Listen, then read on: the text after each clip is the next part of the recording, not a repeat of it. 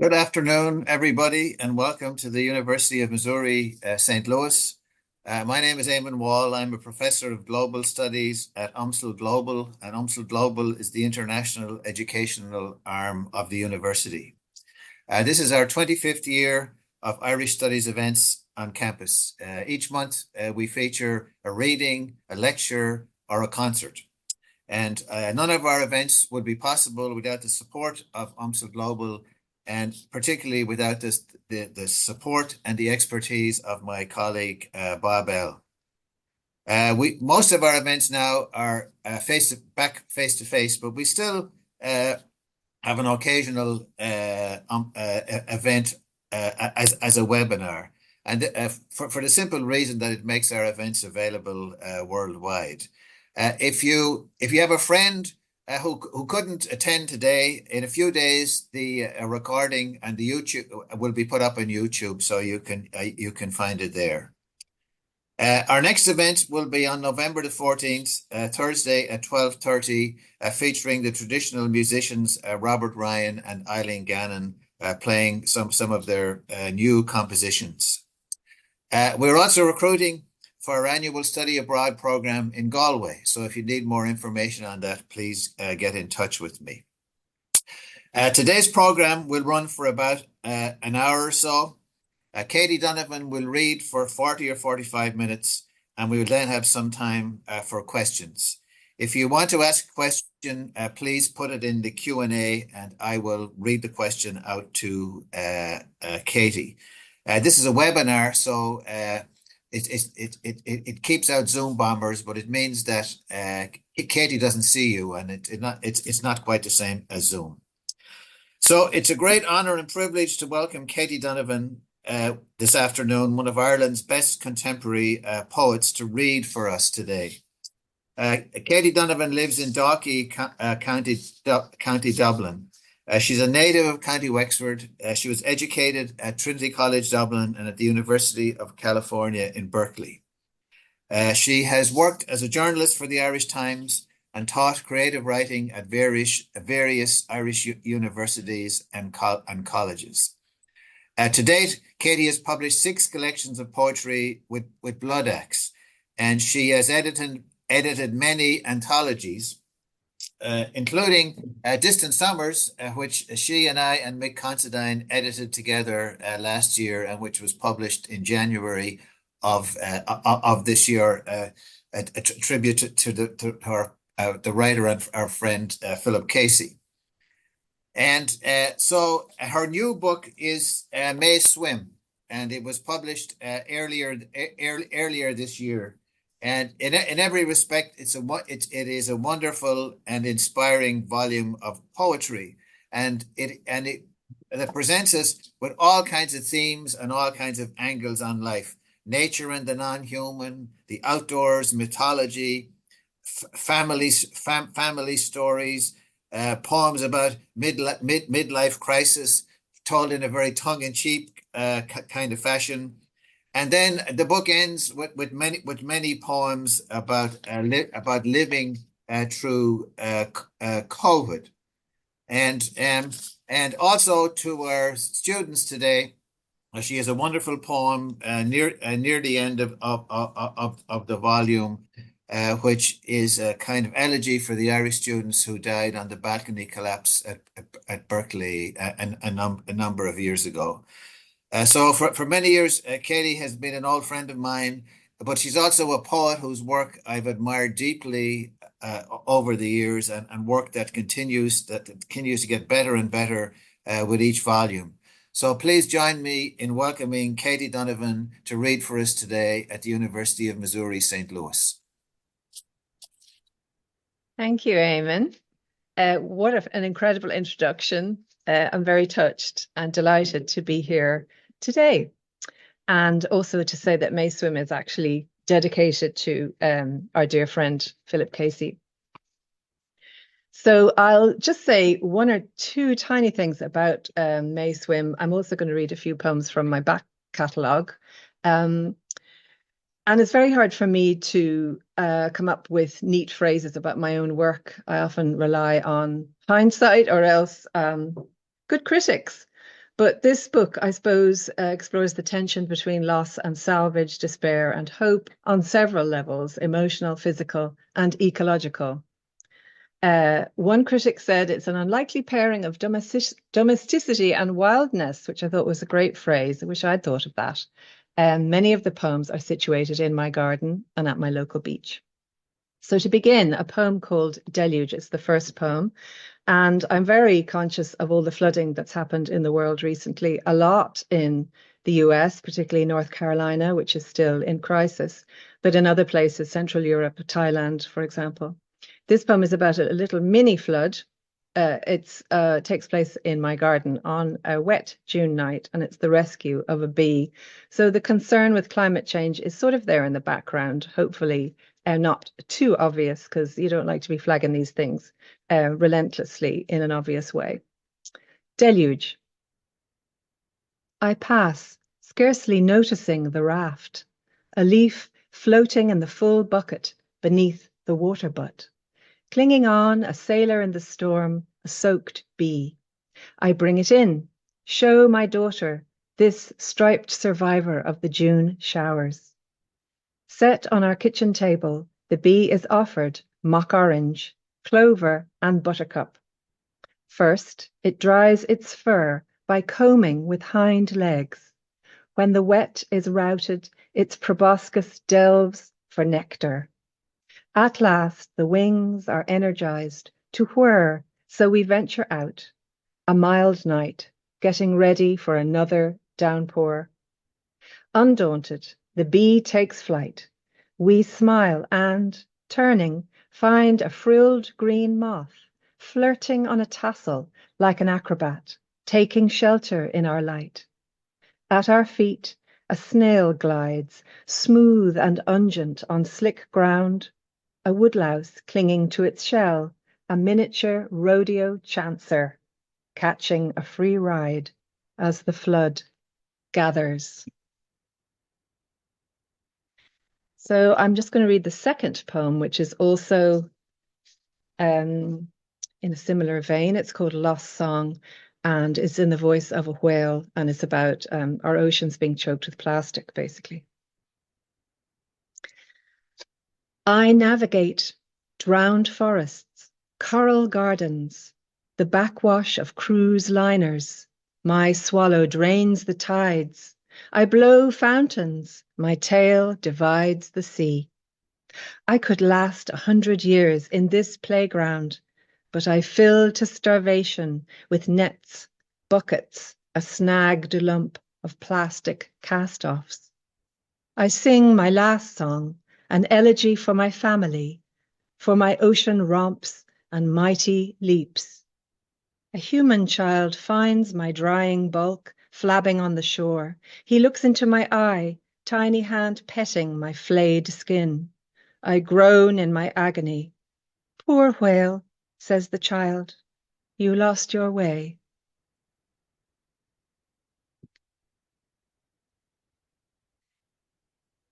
So I will next read the title poem, May Swim. It's intended to have several layers of meaning. It's set at my local beach, which is White Rock, where I was allowed to swim, where I had permission to swim during the first terrible phase of the COVID pandemic. When we were in Ireland, severe lockdown, we could only go within a 2-kilometer radius of our homes. That's about a mile, I guess, in American terms. Lucky me, the weather was great and I could swim locally and stay within that allotted distance. And as a result, felt a little less constrained, a little less terrified. And swimming still has that effect on me. May Swim, White Rock, 2020. I wade in, my hands wringing from the pain of the water's freezing touch, its greed to suck the warmth from my toasted skin. After immersion, every cell tingles, glowing and replete. I peel off wet togs and dress, the clench of fear released. I'm a sea pink blooming in the rocks.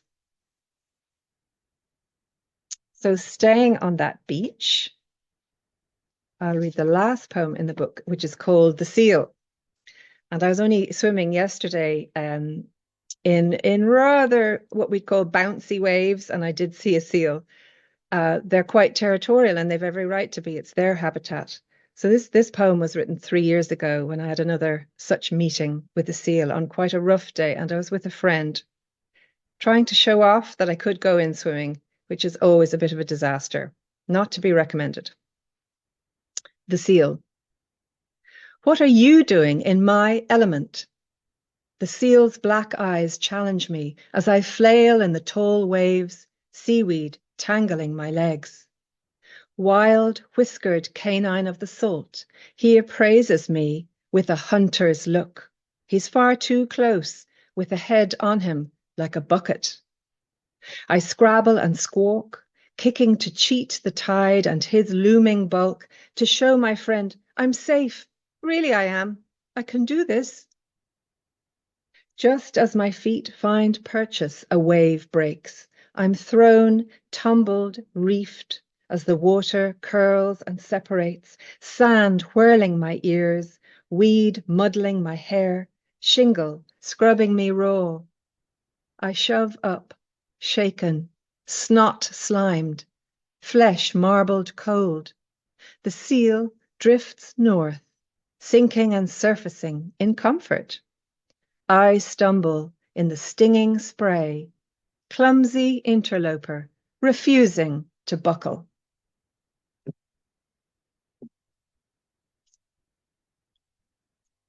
So staying with the sea, but this time the sea is more of a metaphor. I'm going to read from my 5th book, Off Duty, a poem called Deeper. It's a poem about friendship and time passing. Deeper, for Catherine Noons. We go to the edge. We are fresh, ready for the lacy, buffeting waves, toes gripping shingle.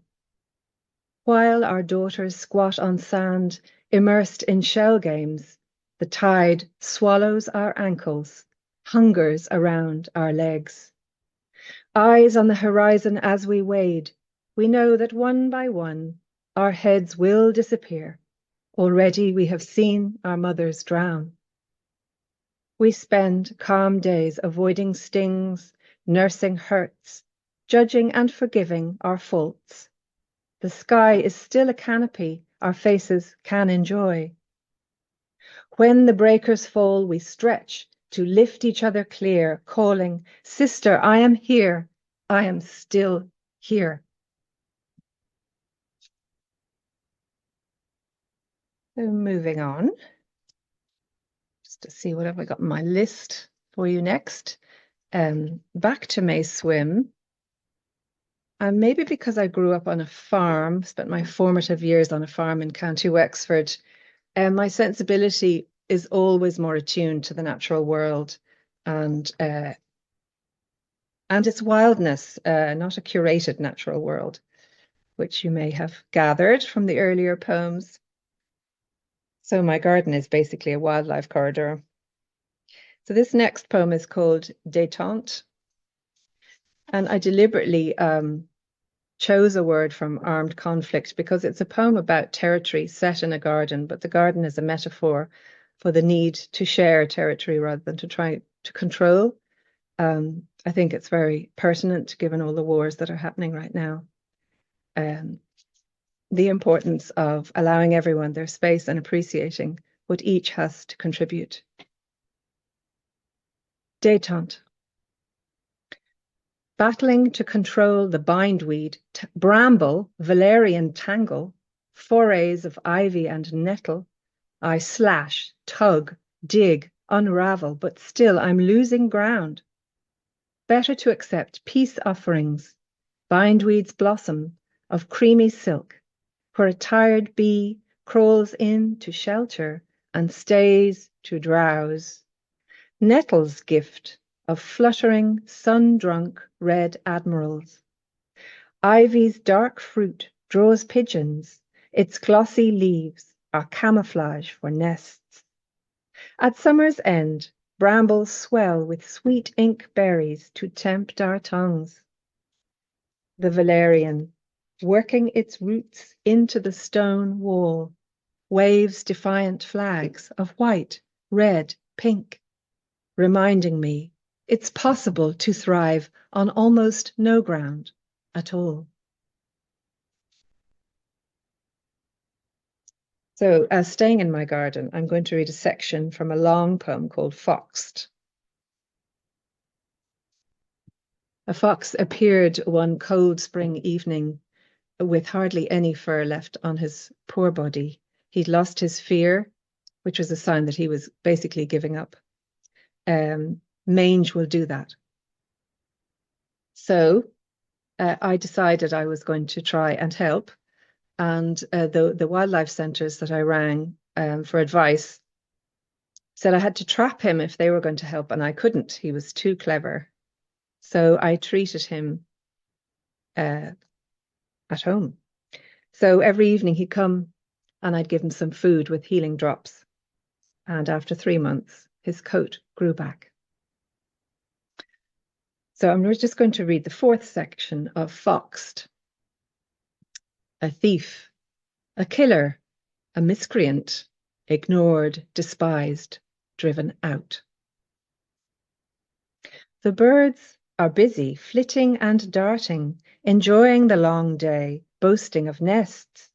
Under their feeder, fox slinks, hoping for dropped nuts. What I give him is never enough. While they sleep in feathered bunches, fox finds the outdoor larder I've forgotten to close in the back. He drags out a pack of biscuits, scoffs the pink slabs, and gulps down the paper. One day he found my glove and ate the leather finger. So we have a chorus of crows. They're just roosting now here. It's evening time. Very fitting. So I'm going to move on. Oh yeah, we have a cat as well, meowing. Lots of creatures around the place. I was lucky enough to win the Lawrence O'Shaughnessy Award for Irish Poetry back in 2017. And the citation included something which I think is central to my poetry, a recognition of the place of the body in my work. And I quote, "She has always been a poet of the body, in love, the maternal body, and sadly, the mortal body."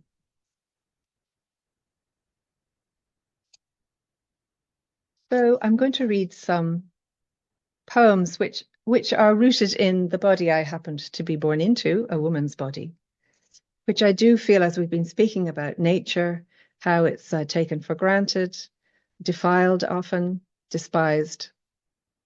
A woman's body is often the same, treated the same. So we'll start with a love poem. This one is called Yearn On. I've had lots of good feedback about this poem over the years. It's quite an old one. It's from my second collection, Entering the Mare. Yearn on. I want you to feel the unbearable lack of me. I want your skin to yearn for the soft lure of mine. I want those hints of red on your canvas to deepen in passion for me, carmine, burgundy. I want you to keep stubbing your toe on the memory of me. I want your head to be dizzy and your stomach in a spin. I want you to hear my voice in your ear, to touch your face, imagining it is my hand. I want your body to shiver and quiver at the mere idea of mine. I want you to feel as though life after me is dull and pointless and very, very aggravating. That with me you were lifted on a current you waited all your life to find and had despaired of finding. As though you were wading through a soggy swill of inanity and ugliness every minute we are apart. I want you to drive yourself crazy with the fantasy of me and how we will meet again against all odds, and there will be tears and flowers and the vast relief of not I, but us. I am haunting your dreams, conducting these fevers from a distance that leaves me weeping and storming and bereft. So the next poem, which is taken from Off Duty, is called Labour. It's about childbirth and how it is mismanaged. How, again, the body of a woman is seen as something that needs to be controlled according to what might suit the schedule of others. And it's dedicated to Savita Halappanavar, who died in 2012. This is before abortion was legalized in Ireland. She died because she was having a miscarriage. She wanted an abortion to save her life, and she wasn't given it because she was told this is a Catholic country. So she died. I'm very concerned to hear that this kind of thing is happening now again in the US because of recent laws being changed. Labour. Lying on my back because the midwife said, I nearly turned myself inside out like a wrong sock, pushing in a panic.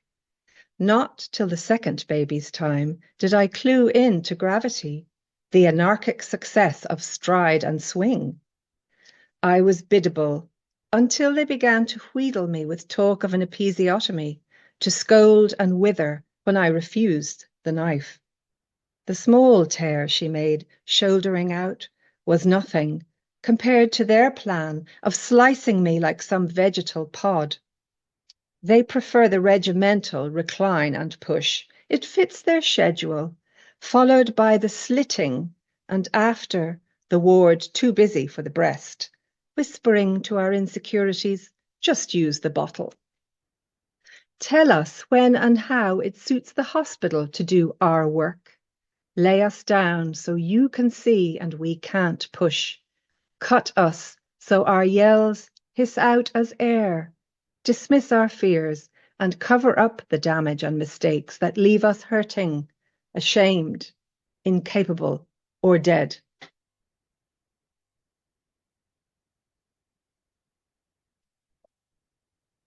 So the next one, staying with this theme, is called Rootling. It's the title poem of my fourth book, which is a new and selected. And it's about breastfeeding my daughter. Something I was very proud to do. Rootling. Little wrestler, you snort, snuffle, and lunge, latching on like a cat snatching and worrying her prey. Once attached, you drag on me like a cigarette, puffing between sucks, nose pressed close, somehow catching your wheezy breath. Between rounds in your white wrap, you arch your back for a rub, like I'm your coach, readying you for newfound strength in the ring. Your fists flail, fingers hooking my nursing bra. Your feet curl and kick, toes a feast of tiny action. There is nothing romantic in this vital ritual, yet I crane over you, a loose sack, liquid with the loss of your form, with the tears of labor and lolling hormones making me gush, along with my womb still churning out after birth. So when you dandle my nipple with a gummy smile, I tell myself your grin's for me, even if you've got that look of a seasoned souse on his most delicious tipple.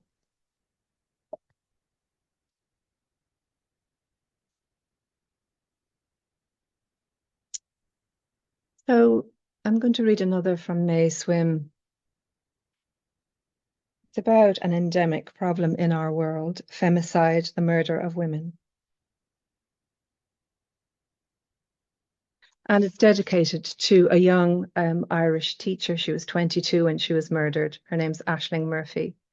She was going for a run around her local lake in the middle of the afternoon when she was killed. And this poem is an attempt to reclaim the freedom she was looking for. Let's go. Shall we run? Let's run away so it's never hurt.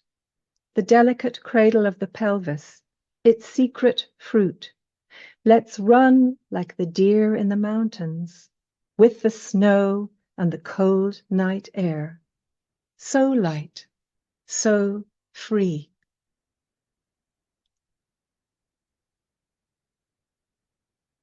Just going to pause and have a quick drink. It's a little discombobulating because all I can see is my own face. So, yes, chin chin.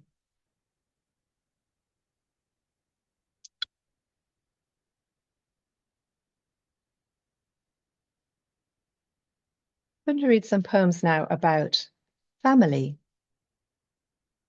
This is, for those of you who know Irish poetry or might be studying Irish poetry, quite a subject in the Irish tradition. I'm thinking of Seamus Heaney's famous sonnet, When All the Others Were Away at Mass, about his mother's death, or Ivan Boland's beautiful poem, The Black Lace Fan My Mother Gave Me. Brenda Kennelly's I See You Dancing, Father, or the wonderful John Montague's poem about his little daughter, Sybil's Mourning. So I have a whole clutch of family poems, which I will read a few for you now. And I'll start with Carrying My Father Up the Stairs. This again is from my fourth book. My father's strength was waning around the time that I had a newborn daughter, and it was quite an interesting and difficult sense of being torn between the two of them. He was quite an amazing character, my dad, for various reasons. He dropped out of city life and became a farmer in his 30s. He had two prosthetic legs. He was a fantastic community activist before that word was even mooted. But he was his own worst critic, and he was a terrible worrier. Carrying my father up the stairs. When I see my baby's pate with its straggly hairs and her ears, the right one sticking out, I'm put in mind of my father, the same ear permanently cocked on the same side of a balding head. Then there's the lofty, vulnerable pose she assumes while dozing, and lately she has even started his habit of chewing her tongue. When I pick her up on an evening that finds me hazy with fatigue and carry her upstairs, I could be lifting him.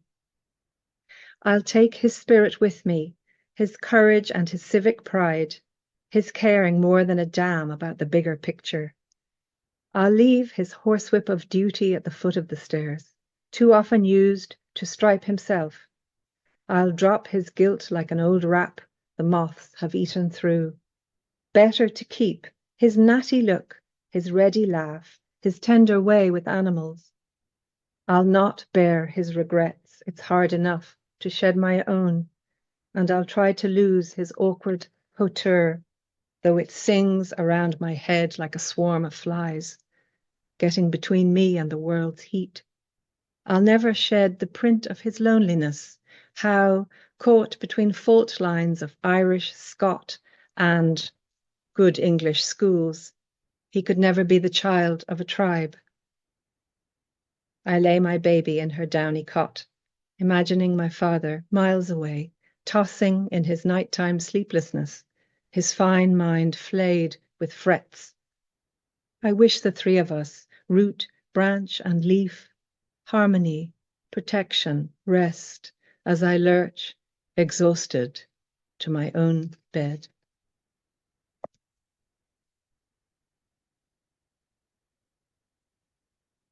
So I think I'll just read one more family poem because we're coming, or maybe two.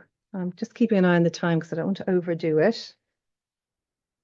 I've got nobody here to crack the whip at me and tell me time's up. This one is about my son, my second child, now nearly all grown up. And it's about choosing his first suit. 86. It's called Sizing Up.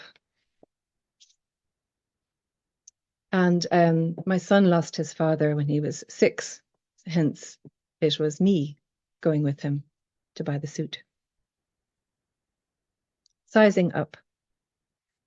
Ascending to the menswear store, I listened to the pigeons on the roof, their scuffles, bills, and croons, The snug fit of the jacket pleases you, the trousers' tailored waist, sleek and natty, unlike your father's old suit, which is the wrong shape. You pace towards me, testing your steps as you once did when you were small. At 17, this new ensemble lends you a panther's prowling grace. Yet, beneath the jacket's sharp lapels, beats a tender heart. Above beams a boy's face. I hope the world will stretch you lightly and not to ripping point my shining sun. That you'll have your natural span, that love will come for you and fold you in her arms when I no longer can. You walk away. The pigeons fall silent. I go to pay.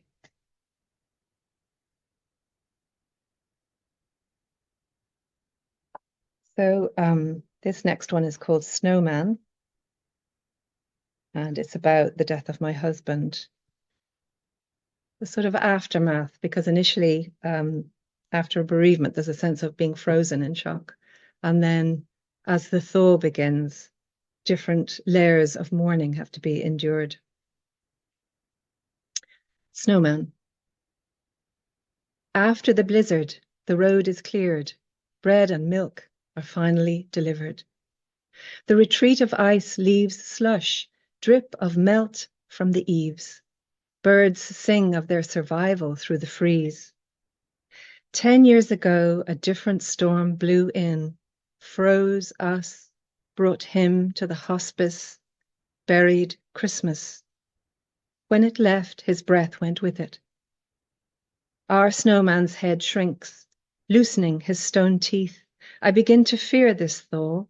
What will be uncovered once the blanket is lifted? Nothing is ever finished.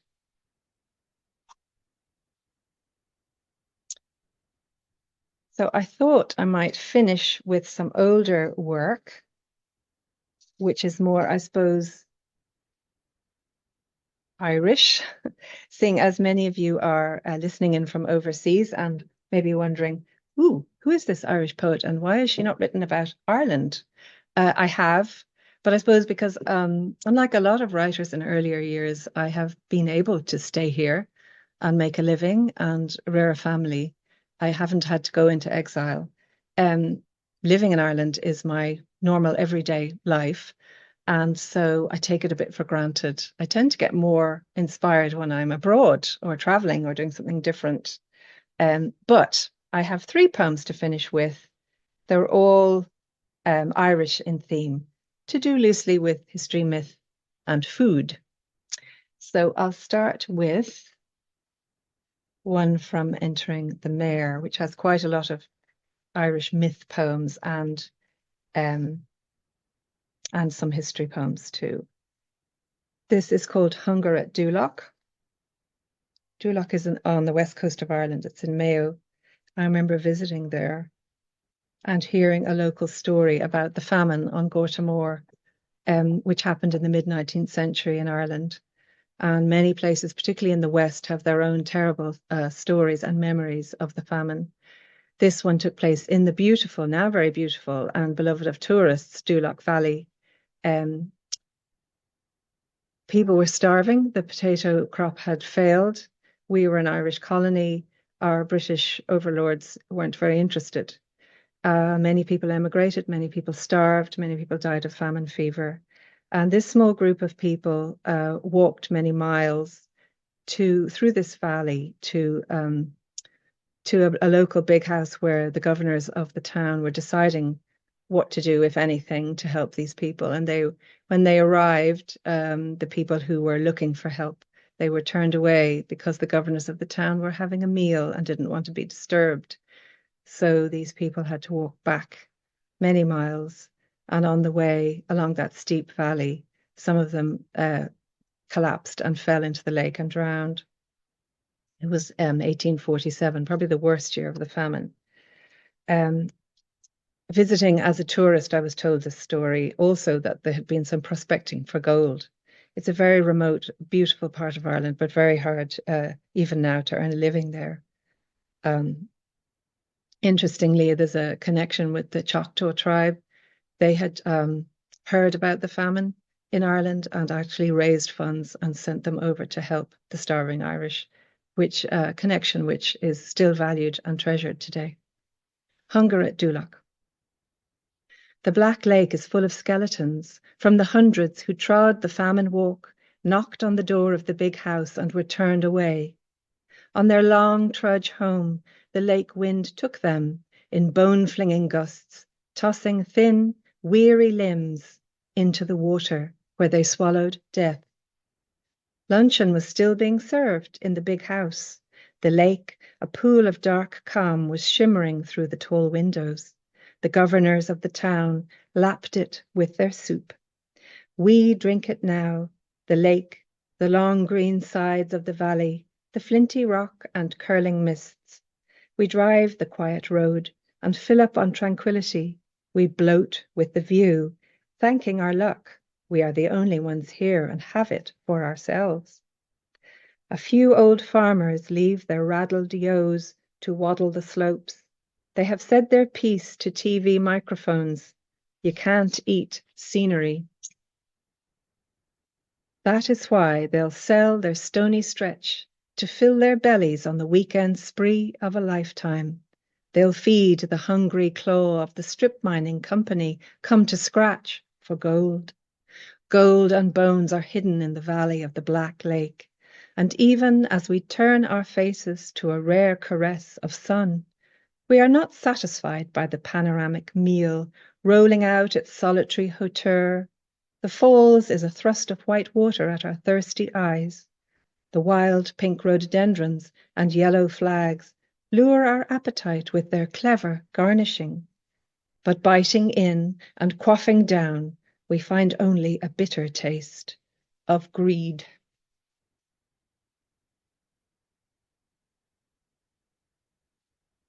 So the title poem of this book, Entering the Mare, is based on a story of how a chieftain was inaugurated. In the 12th century, when we were supposedly well Christianized, it was an extremely pagan ritual, a pagan form of communion.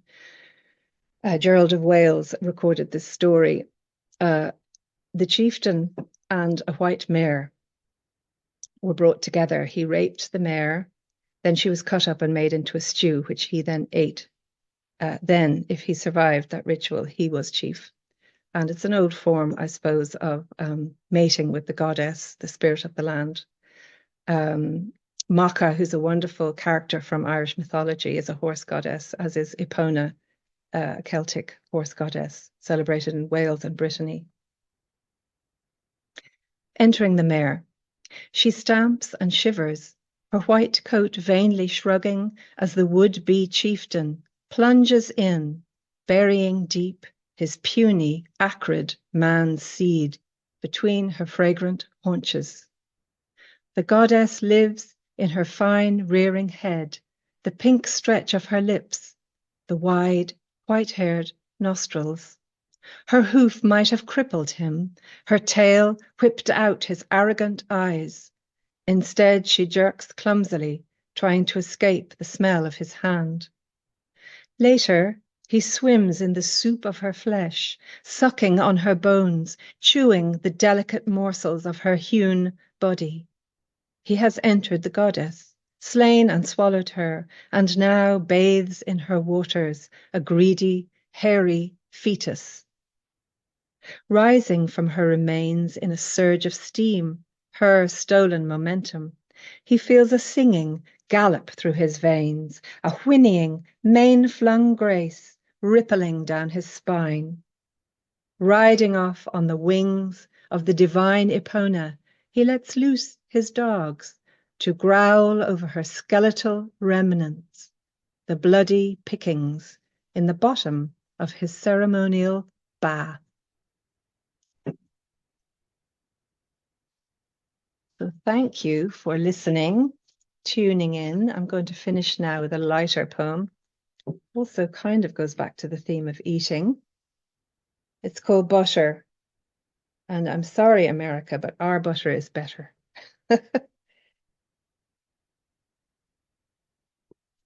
There's nothing like Irish butter. I still love it. However, the poem also has a subtext. There's a whole other thread going on about the joys of undetected revenge. This is my last poem. It's from my first collection, Watermelon Man. And I look forward maybe to some questions afterwards from you guys. Butter. In the first glow of my laying out, I am all smooth and golden, a rich taste waiting to melt on the right tongue. Then the knives come, dipping and scavenging. They seek an easier passage for dry bread. They nibble at my edges and stab at my heart, leaving me pockmarked, smudged with crumbs. My plundered parts are gloated over, licked, spread out thin with careful scrapes or smeared in thick welts by greedy takers. My solid sunshine creams down their throats for the gentle swallow, the ooze between the teeth. Broken into oily bubbles by the churning of their innards, I endure the slow journey of reconstitution, biding my time as I fatten again to choke their veins and stop their blood. Thank you.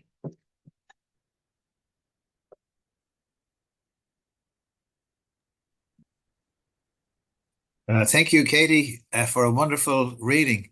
I suppose one of the great things about technology is that we can have you in Dublin in the evening time. Just when you should be watching the news, reading poems for us here in the Midwest. And it's wonderful to get the poems from the new book, May Swim, which I would recommend to anybody. It's a wonderful book and has this wonderful tension in it between the kind of the deep and the serious themes, and then how the book is written in such a straightforward but also a very, very elegant style.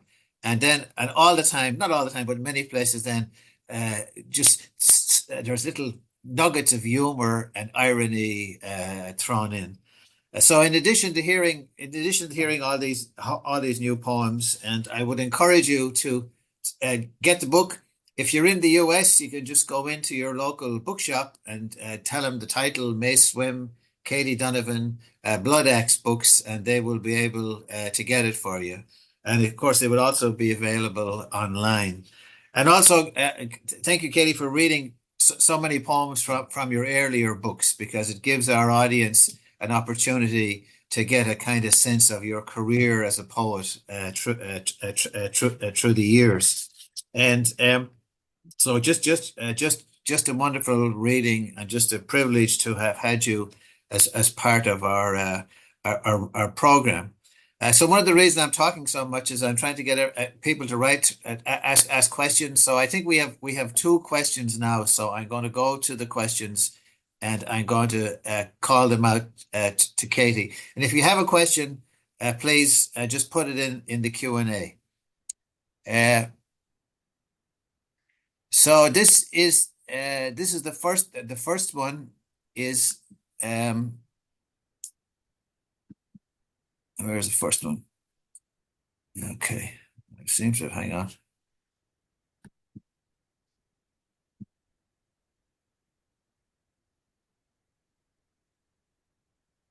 Here we are. So this first question was from Emily Burton, who's one of our students, and she wanted to know. I'll see if I can find it again. Actually, let me see. Hi, Emily. So my screen is starting to. Okay, hang on. Okay, you're giving me a chance to rock a little bit on my therapeutic chair here. I'm trying to get to the. Okay. So I can't get back to the question at the moment, but Oh, is there it's just something down here in the chat, Eamon? Let's see. is it in the chat? Have you got the Q&A there? Yeah, I know, I can see it. What was a question from Emily? What was your Yeah. relationship to the woman in the Labour poem? Okay, that's right. That's it. Okay. Yeah. All right. So I guess there's a lot of women in that poem. Um it's first and foremost, as almost all my poems are, about me and my experience of labor, which was very different from between my first child and my second child. My first child, I was terrified and ignorant, and I had a midwife who was a bit impatient and wanted me to have an episiotomy. Um, that's where they slit the perineum to let the baby out. It's actually it's not advisable. Women say no if that's suggested to you if you haven't had a baby yet. It's my tip. Um, when I had my second child, I realized, okay, I'm in charge here. I had the same midwife, but she just had a baby herself, so she was much more sympathetic. Made a huge difference. But I realized that if I sort of hung on to the side of the bed and allowed gravity to help me to push, I sort of took charge, and the baby came much faster, and I just had a much more positive experience. So that's part of the poem. Um, there's also in the background the line "cut us so our yells hiss out as air." That is inspired by a story I read in the Guardian newspaper about an opera singer who said okay when they said, "Do you want an episiotomy?" Not realizing what it was going to do to her.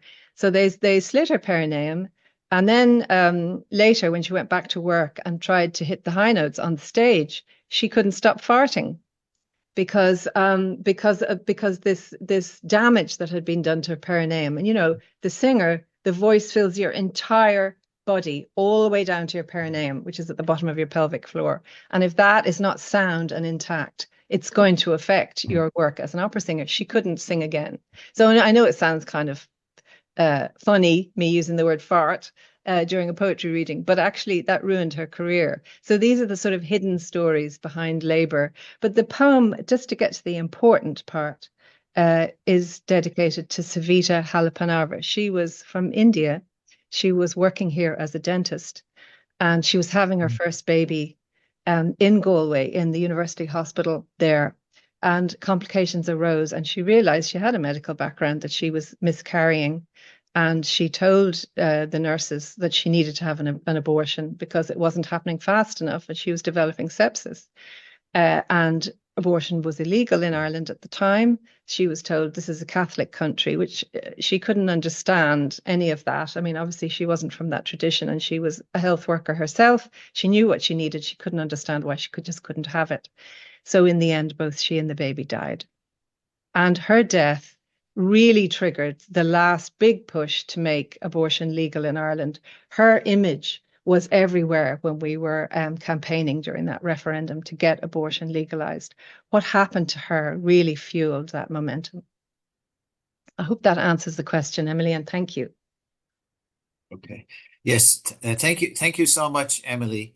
Another question was just a comment from Eleanor Hooker to thank you, the poet Eleanor Hooker, to thank you for being a fearless and fabulous poet. And Eleanor Thank you, Hooker, Eleanor. Right back at you. Also a and fearless and fabulous poet. Love her work. uh, and Eleanor read for us by Zoom a few years ago too.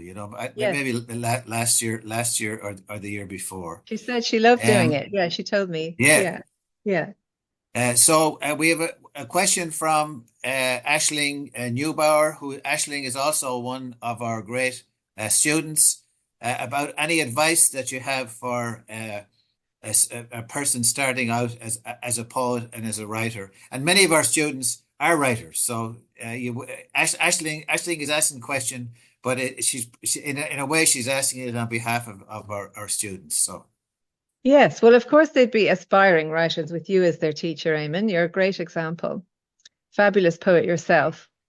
Um, yeah. So I suppose my story starts as a writer, starts like way back when I was really, really small.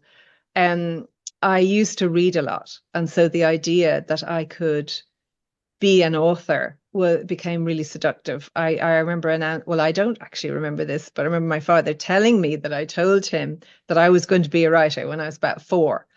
And then by the age of 8, I was starting to write poems. They were just ditties and short stories. Again, it was all very innocent, but I was quite serious about it in my sort of child consciousness.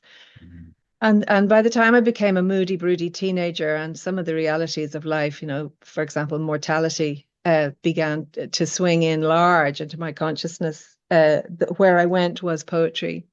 I've always dabbled with fiction, but poetry just seems to be the right form for me. And I suppose advice I would give to all writers who are just coming into the awareness that this is what they want to do is just allow the work to come as it comes most naturally. So it may come most naturally to you to write memoir or nonfiction or short fiction or long fiction. It'll become apparent and go with it. Um, for me, I was writing for years before I began to get anything published. I was trying to get a collection published for a long time. It was a slow and long apprenticeship, and I was very impatient and very fed up with waiting. Some of you guys would be about 22, 23. Would that be right, Eamon? Yeah, about that age, and some younger and some older. Yeah. Yeah, yeah. So I remember at that age, I was writing some of the poems that would eventually go into my first collection, but I was also writing a lot of poems that never went anywhere. But I was writing, and it all accumulated to the point where I had a first collection, and then I had that first collection published by the publisher that I wanted. Um, Before I hit 30, just about, I got the acceptance. Um, and so looking back, it was good that I didn't rush things. It was good that it took a long time, even though it killed me with impatience, because I think I still stand over that first collection as something I'm proud of, and something that took a long time to finish, but but but really was finished. It's tempting to rush. It's tempting to go, oh, I've just written this. I'm not going to mess with it. It's fabulous.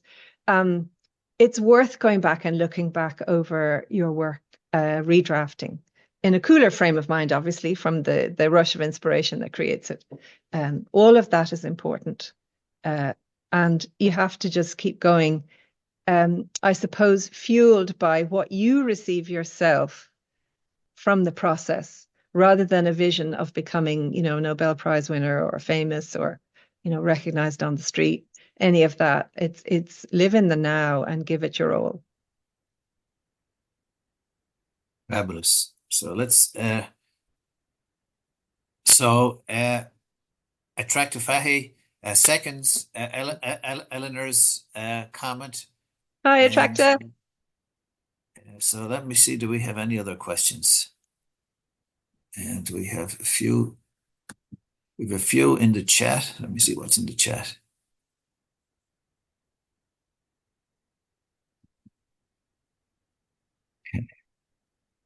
All right. So anything else? Let's see, do I have any more here?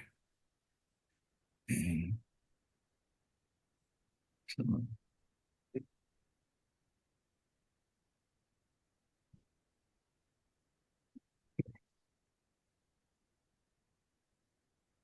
think that is all of the questions. Let me see. Do you find, Eamon, that most of your students are writing poetry, or are they all writing different things? Well, I think the students are writing different things, and many writing simultaneously. That they're able to write both. They start off with fiction and poetry, and then they go to maybe a little bit of songwriting and everything. They're at a stage of of experimenting with various forms, and we have very good a couple of very good on-campus magazines, and Oh, great. so there are places for the students to publish. And of course, and one thing that the students do too is that they edit these themselves, with some faculty assistance, so that we do on campus have a very lively literary community.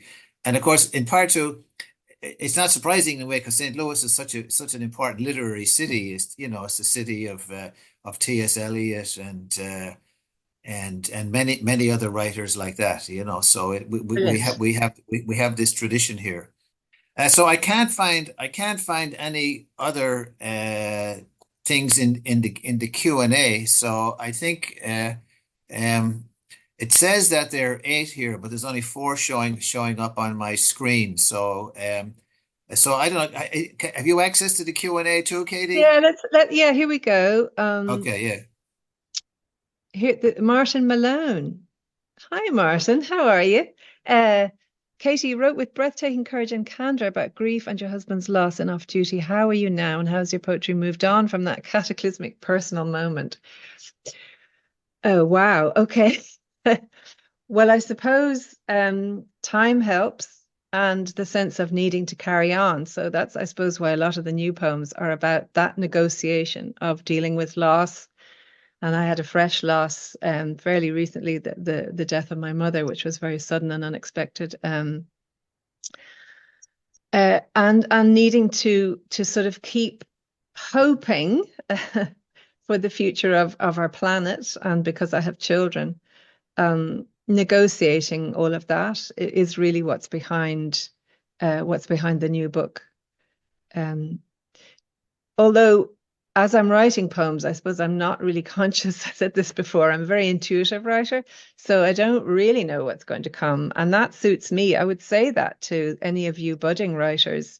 If you're going, oh, I don't know what my ethos is, or I don't know how to sort of sound clever about my work, that you just don't even go there. If you have an intuitive push to write, just do it. And it might take years. You might not know in an abstract sense what it's all about, but you feel that it's going in the right direction. So with a lot of poems that do end up in a collection eventually, I sort of gather them and I go, oh yeah, okay, so that's where I'm going with this book. Sort of very late in the process. Um, so Martin, what a lovely question, and thank you for your attention.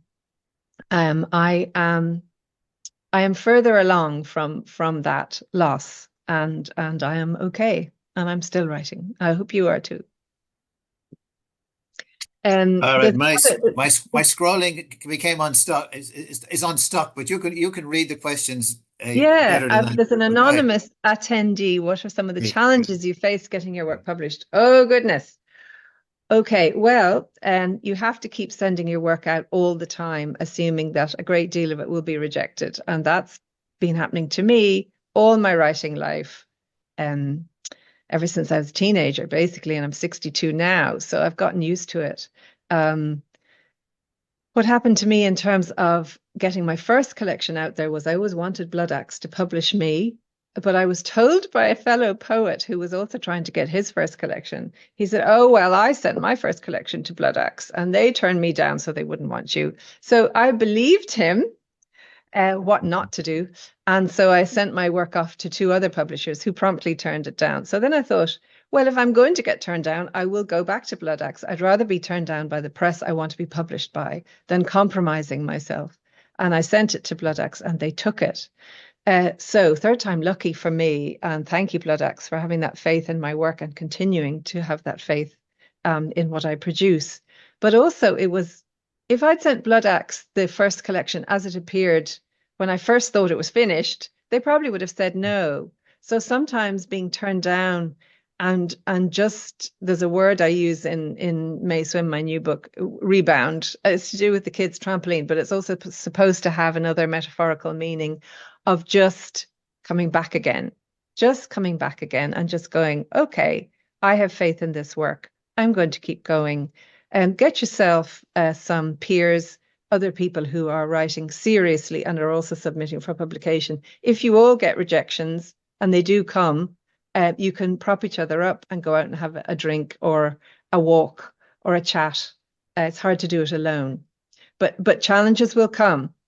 Putting yourself out there is hard, and has to be done, though. Has to be done.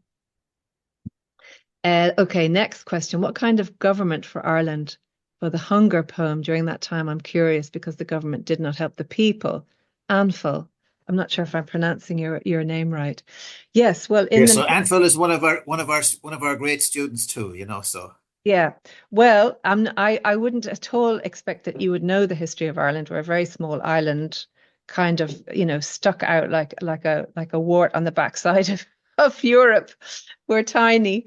Um, but we have quite an interesting history.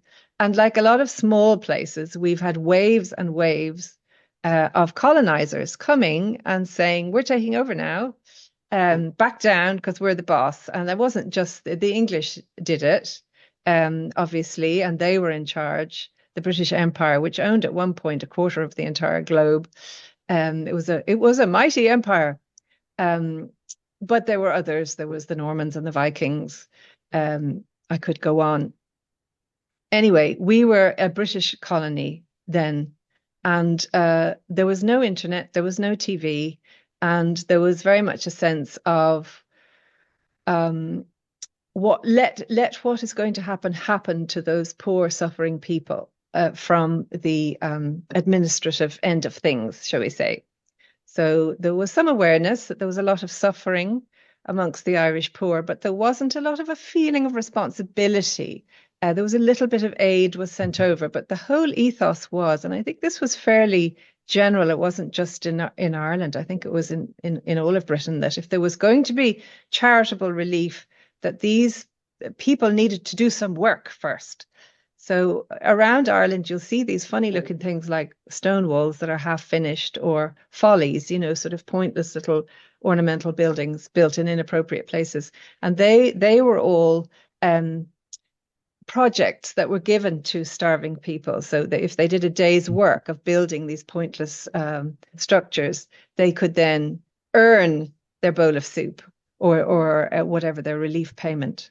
So it was totally mismanaged, the Irish famine, partly through lack of awareness, free trade, and the attitude of the big colonizers to the colonized, and we still see that today. I'm not going to go into details because this is not about politics. However, I think you all know what I'm talking about. Anfal, I hope that answers your question. Eamon will tell you more about Irish history.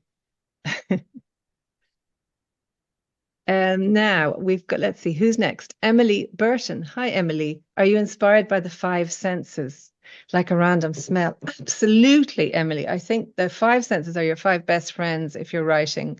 They anchor the work. And I talked a lot about how the body is the cornerstone of my writing. Well, the body is just this sponge of sensuality.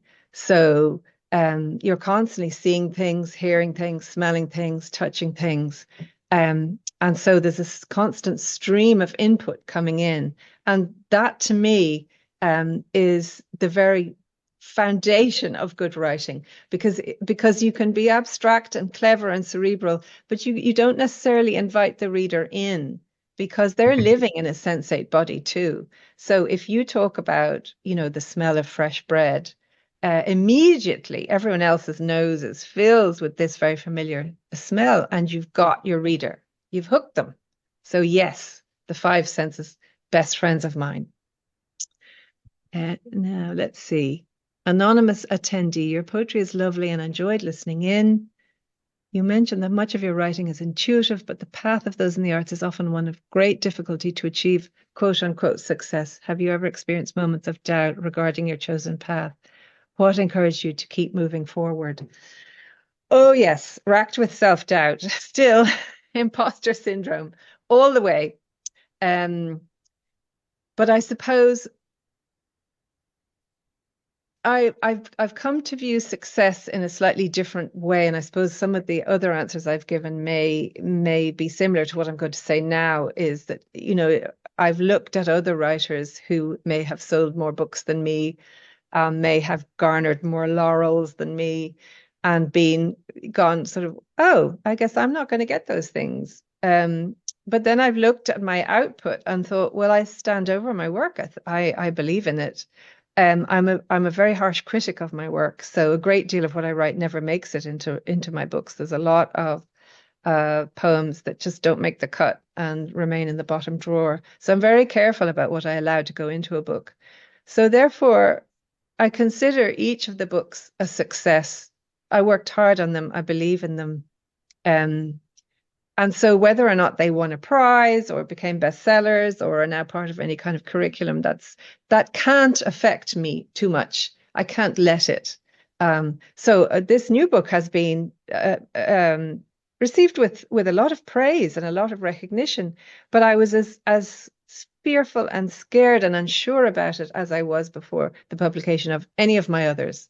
Um, so blind faith. And also, I have to confess that if I see someone who I consider not very talented, who's getting a lot of praise and recognition, that's a great motivator for me. And I would say to you, take what you can for motivation, because I think, well, if so and so's getting all that recognition, well, I'm going to go there, or I'm going to apply for this, or I'm going to keep believing in myself. That can help. But what has encouraged me the most to keep going are other people. People like your dear Professor Eamon Wall and other cherished writer friends who are also going through the same process, the same journey, who are also going through the same self-doubt, and who keep going and who keep encouraging me. And we are a big community, a vibrant community, and a really a thinking community, which is what is needed now. And we help each other and we lift each other up all the time. So find your community, your local writers group, create a writers group of your own. Don't just rely on family and friends. They may not understand your writing journey. They may feel they have to say things that sound erudite and clever, which aren't helpful. You need a group of like-minded people who are also writing at around your level, maybe beginner or maybe just beyond beginner, who will understand you, you will understand them, and you can share the journey because you need that. All Yeah. right, Katie, we have time for one more question from Emily. Oh, do I write anything other than poetry? I've done a lot of writing. Um, for, oh gosh, nearly 15 years, I was a feature journalist with the Irish Times, which is one of our big dailies here, because newsflash, writing poetry doesn't garner a huge income. So one needs a day job or an income stream. So I was a journalist for a long time. I found that very interesting. It really put me in touch with a wider scene that I wouldn't normally have tuned into, meeting people, listening to the way people talk, going around the country. Really opening me up to a whole lot of sources of inspiration. So day jobs can be useful like that. Um, I did me no harm. People got to know me as a journalist. And then when my first book came out, that helped that I was already known writing in a different genre, if you like. But I had to give up the journalism when I started a family because writing writing for a newspaper isn't very family friendly. Um, so I've done other things since then. I've always written fiction. I've had very limited success with it, but I still love it and I'm still trying. Um, I've dabbled in other kinds of writing too, but in college I wrote a play and was lucky enough to be able to put it on um, with friends. And I think it's important to keep challenging yourself and keep trying other things. But the poetry, so it's sort of like my long-term relationship is with the poetry. It's somehow always there, and I always go back to it. Okay, thank you everybody for all of the questions, whether your name was there or you were the anonymous person. We appreciate the questions very much, and the question and answers are always a wonderful part of these readings. So we've reached the end of the event for today. Just on behalf of the University of Missouri St. Louis, UMSL Global, all of us in our community here and in the community of St. Louis, and everybody who is tuning in today from wherever you are, thank you so much, Katie, for a wonderful and an inspired reading, and for allowing us a kind of a wonderful peek into your career as a poet, both your new book, May Swim, and through your other books as well. And if anybody ever needs any more information about UMSL Global and things that we do here on campus, you can just email me at walle@umsl.edu. So again, and thanks to everybody for in the audience today. We love poetry, but we need to have a community of listeners too. So thank you, Katie, and thank you, everybody, and look Thank forward you. to seeing Thanks, you Eamon. again. Thanks, everybody.